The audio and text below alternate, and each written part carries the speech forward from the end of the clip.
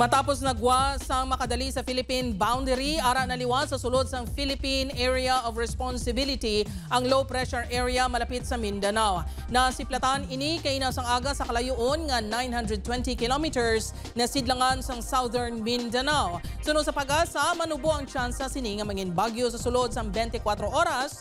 Apang padayon nga bantayan ang posible pagbago sa masunod nga mga inadlaw.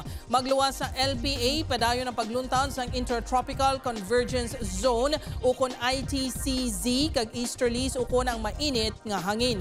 Subong nga adlaw naglabot sa 47 degrees Celsius ang pinakataas nga heat index nga posible nga maeksperiensyahan sa pungsod. Base naman sa rainfall forecast ng Metro Weather, may tsansa sang ulan sa Aklan, Antique, Capiz, Iloilo, Guimaras kag Negros Island Region.